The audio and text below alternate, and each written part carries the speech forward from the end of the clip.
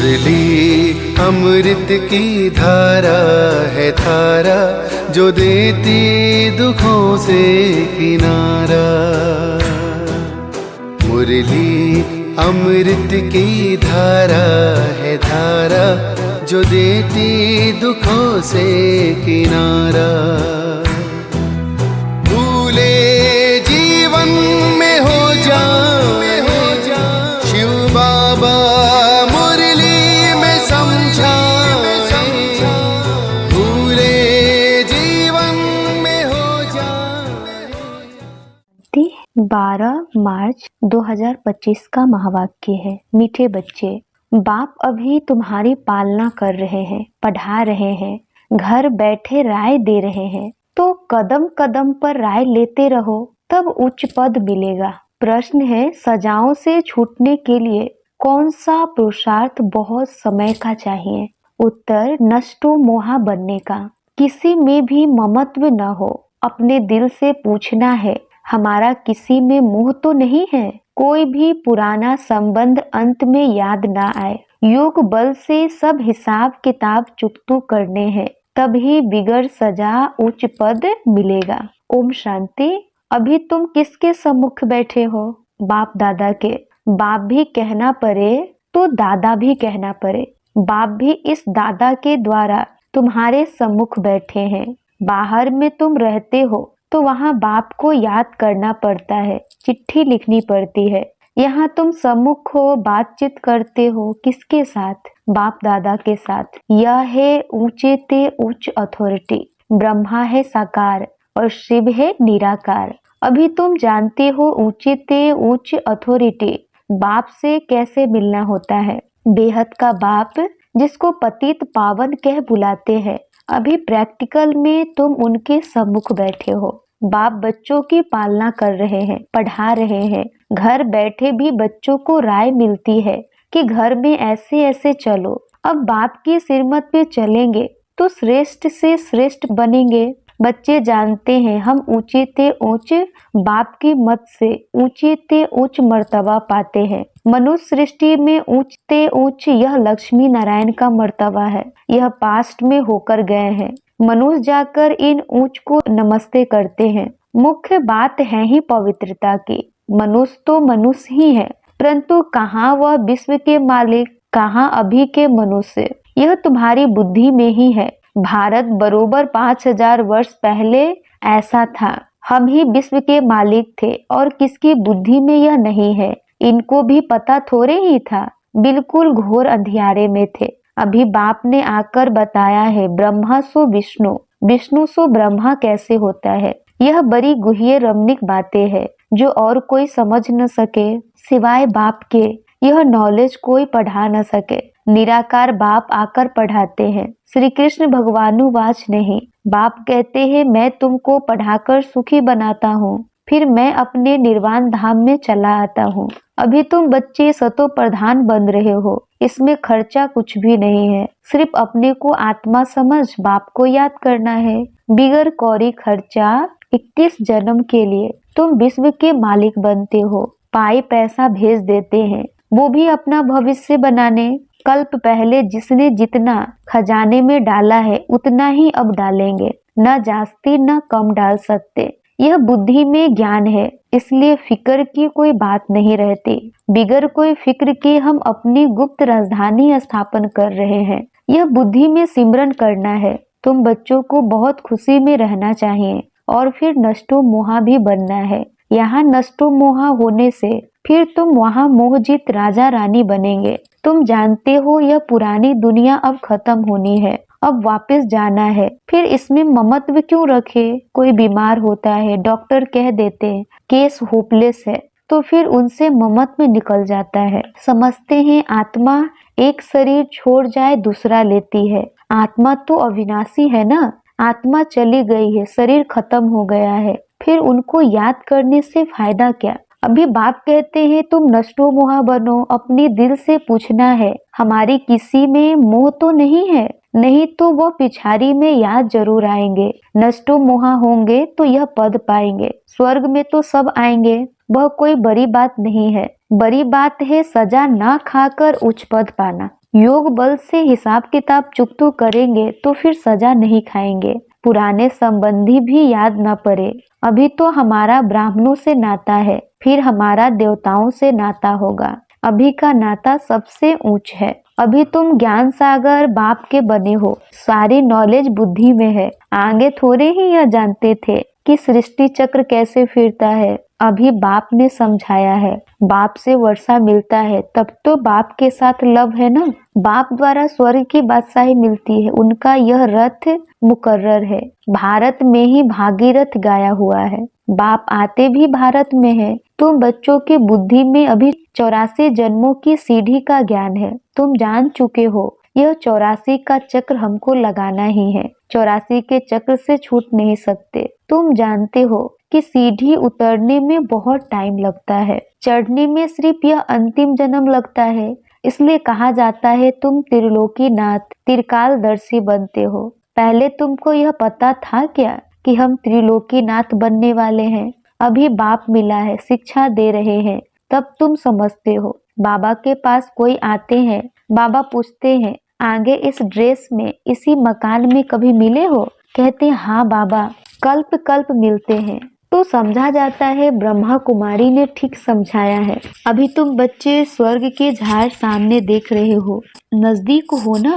मनुष्य बाप के लिए कहते हैं नाम रूप से न्यारा है, तो फिर बच्चे कहाँ से आएंगे? वो भी नाम रूप से न्यारे हो जाए। अक्षर जो कहते हैं बिल्कुल रॉन्ग। जिन्होंने कल पहले समझा होगा उनकी ही बुद्धि में बैठेगा। प्रदर्शनी में देखो कैसे कैसे आते हैं। कोई तो सुनी सुनाई बातों पर लिख देते हैं कि यह सब कल्पना है, तो समझा जाता है यह अपने कुल के नहीं है, अनेक प्रकार के मनुष्य हैं। तुम्हारी बुद्धि में सारा झार ड्रामा 84 का चक्र आ गया है।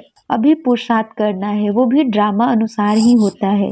ड्रामा में नूंद है, ऐसे भी नहीं ड्रामा में पुरुषार्थ करना होगा तो करेंगे, यह कहना रॉन्ग है। ड्रामा को पूरा नहीं समझा है उनको फिर नास्तिक कहा जाता है। वे बाप से प्रीत रख न सके, ड्रामा के राज को उल्टा समझने से गिर पड़ते हैं। फिर समझा जाता है इनकी तकदीर में नहीं है। विघ्न तो अनेक प्रकार के आएंगे, उनकी परवाह नहीं करनी है। बाप कहते हैं जो अच्छी बातें तुमको सुनाते हैं वह सुनो।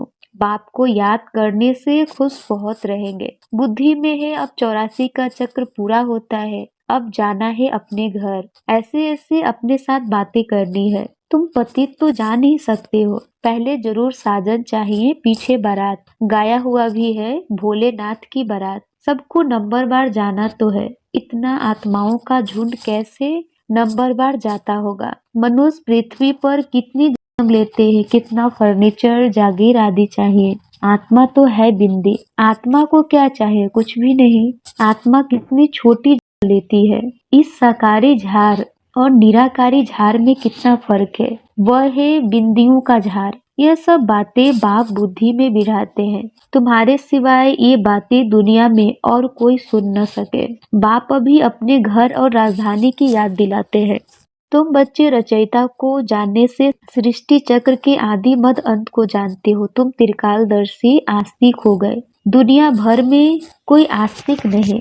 वह है हद की पढ़ाई, यह है बेहद की पढ़ाई। वह अनेक टीचर्स पढ़ाने वाले, यह एक टीचर पढ़ाने वाला जो फिर वंडरफुल है। यह बाप भी है, टीचर भी है, गुरु भी है। यह टीचर तो सारे वर्ल्ड का है, परंतु सबको तो पढ़ाना नहीं है। बाप को सभी जान जाए तो बहुत भागे। बाप दादा को देखने लिए ग्रेट ग्रेट ग्रैंडफादर एडम में बाप आया है तो एकदम भाग आए। बाप की प्रत्यक्षता तब होती है जब लड़ाई शुरू होती है, फिर कोई भी आ नहीं सकते हैं। तुम जानते हो यह अनेक धर्मों का विनाश भी होना है। पहले पहले एक भारत ही था और कोई खंड नहीं था। अभी तुम्हारी बुद्धि में भक्ति मार्ग की भी बातें हैं। बुद्धि से कोई भूल थोड़े ही जाता है, परंतु याद रहते हुए भी यह ज्ञान है। भक्ति का पाठ पूरा हुआ, अब तो हमको वापस जाना है।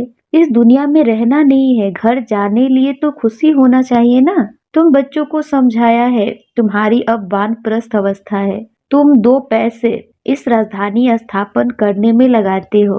वो भी जो करते हो हूबहू कल पहले मिसल। तुम भी हूबहू कल्प पहले वाले हो। तुम कहते हो बाबा आप भी कल पहले वाले हो। हम कल्प कल्प बाबा से पढ़ते हैं, श्रीमत पे चल श्रेष्ठ बनना है। यह बातें और कोई की बुद्धि में नहीं होगी। तुमको यह खुशी है कि हम अपनी राजधानी स्थापन कर रहे श्रीमत पर। बाप सिर्फ कहते हैं पवित्र बनो। तुम पवित्र बनेंगे तो सारी दुनिया पवित्र बनेगी। सब वापस चले जाएंगे। बाकी और बातें की हम फिक्र ही क्यों करें? कैसे सजा खाएंगे, क्या होगा, इसमें हमारा क्या जाता है? हमको अपना फिक्र करना है। और धर्म वालों की बातों में हम क्यों जाएं? हम हैं आदि सनातन देवी देवता धर्म के।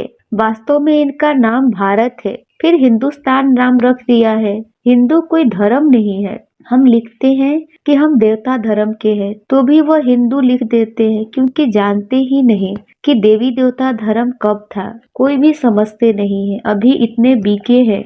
यह तो फैमिली हो गई ना, घर हो गया ना।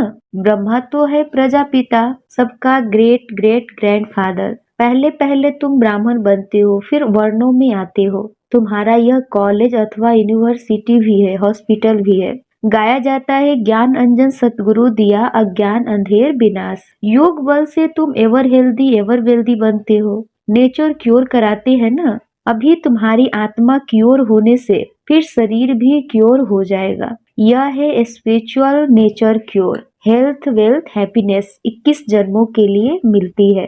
ऊपर में नाम लिख दो, रूहानी नेचर क्योर। मनुष्य को पवित्र बनाने की युक्तियां लिखने में कोई हर्जा नहीं है।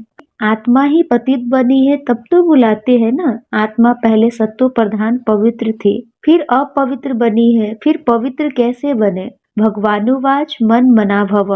मुझे याद करो तो मैं गारंटी करता हूँ तुम पवित्र हो जाएंगे। बाबा कितनी युक्तियां बतलाते हैं। ऐसे ऐसे बोर्ड लगाओ, परंतु कोई ने भी ऐसे बोर्ड लगाया नहीं है। चित्र मुख्य रखे हो। अंदर कोई भी आए तो बोलो तुम आत्मा परम धाम में रहने वाली हो। यहाँ यह ऑर्गन्स मिले हैं पाठ बजाने के लिए। यह शरीर तो विनाशी है ना। बाप को याद करो तो विक्रम विनाश हो जाएंगे। अभी तुम्हारी आत्मा अपवित्र है, फिर पवित्र बनो तो घर चले जाएंगे। समझाना तो बहुत सहज है। जो कल पहले वाला होगा वही आकर फूल बनेंगे। इसमें डरने की कोई बात नहीं है। तुम तो अच्छी रीति बात लिखते हो, वह गुरु लोग भी मंत्र देते हैं ना। बाप भी मन मना भवा का मंत्र देते, फिर रचयिता और रचना का राज समझाते हैं। गृहस्थ व्यवहार में रहते सिर्फ बाप को याद करो, दूसरे को भी परिचय दो, लाइट हाउस भी बनो। तुम बच्चों को देही अभिमानी बनने की बहुत गुप्त मेहनत करनी है। जैसे बाप जानते हैं मैं आत्माओं को पढ़ा रहा हूँ, ऐसे तुम बच्चे भी आत्म अभिमानी बनने की मेहनत करो। मुख्य से शिव शिव भी कहना नहीं है। अपने को आत्मा समझ बाप को याद करना है,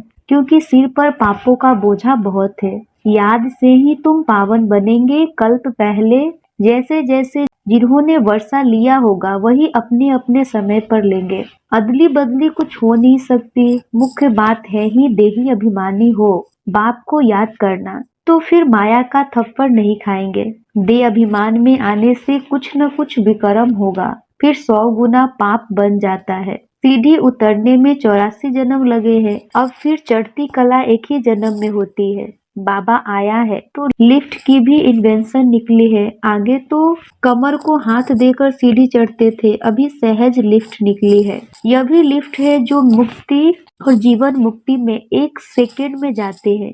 जीवन बंध तक आने में 5000 वर्ष 84 जन्म लगते हैं। जीवन मुक्ति में जाने में 1 जन्म लगता है। कितना सहज है। तुम्हारे से भी जो पीछे आएंगे वो भी झट चढ़ जाएंगे। समझते हैं खोई हुई चीज बाप देने आए हैं, उनकी मत पर जरूर चलेंगे। अच्छा, मीठे मीठे सिकिलदे बच्चों प्रति माता पिता बाप दादा का याद प्यार और गुड मॉर्निंग। रूहानी बाप की रूहानी बच्चों को नमस्ते। हम रूहानी बच्चों के रूहानी माता पिता बाप दादा को याद प्यार, गुड मॉर्निंग और नमस्ते नमस्ते नमस्ते।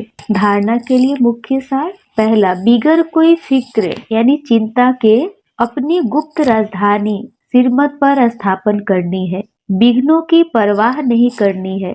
बुद्धि में रहे कल्प पहले जिन्होंने मदद की है वो अभी भी अवश्य करेंगे, फिक्र की बात नहीं। सेकेंड है, सदा खुशी रहे कि अभी हमारी वानप्रस्थ अवस्था है, हम वापस घर जा रहे हैं। आत्म अभिमानी बनने की बहुत गुप्त मेहनत करनी है, कोई भी विक्रम नहीं करना है। आज का वरदान है, किसी भी विकराल समस्या को शीतल बनाने वाले संपूर्ण निश्चय बुद्धि भव। किसी भी विकराल समस्या को शीतल बनाने वाले संपूर्ण निश्चय बुद्धि भव। जैसे बाप में निश्चय है, वैसे स्वयं में और ड्रामा में भी संपूर्ण निश्चय हो। स्वयं में यदि कमजोरी का संकल्प उत्पन्न होता है तो कमजोरी के संस्कार बन जाते हैं। इसलिए व्यर्थ संकल्प रूपी कमजोरी के जम्स अपने अंदर प्रवेश होने नहीं देना है। साथ साथ जो भी ड्रामा की सीन देखते हो, हलचल की सीन में भी कल्याण का अनुभव हो, वातावरण हिलाने वाला हो, समस्या विकराल हो, लेकिन सदा निश्चय बुद्धि विजयी बनो तो विकराल समस्या भी शीतल हो जाएगी। स्लोगन है, जिसका बाप और सेवा से प्यार है उसे परिवार का प्यार स्वतः मिलता है। जिसका बाप और सेवा से प्यार है उसे परिवार का प्यार स्वतः मिलता है। अब व्यक्ति सारे सत्यता और सभ्यता रूपी कल्चर को अपनाओ। जैसे परमात्मा एक है, यह सभी भिन्न भिन्न धर्मों वालों की मान्यता है। ऐसे यथार्थ सत्य ज्ञान एक ही बाप का है अथवा एक ही रास्ता है, यह आवाज जब बुलंद हो तब आत्माओं का अनेक तिनकों के सहारे तरफ भटकना बंद हो। अभी यही समझते हैं कि यह भी एक रास्ता है, अच्छा रास्ता है, लेकिन आखिर भी एक बाप का एक ही परिचय, एक ही रास्ता है। यह सत्यता के परिचय की व सत्य ज्ञान के शक्ति की लहर फैलाओ, तब प्रत्यक्षता के झंडे के नीचे सर्व आत्माएं सहारा ले सकेंगी। अच्छा, ओम शांति।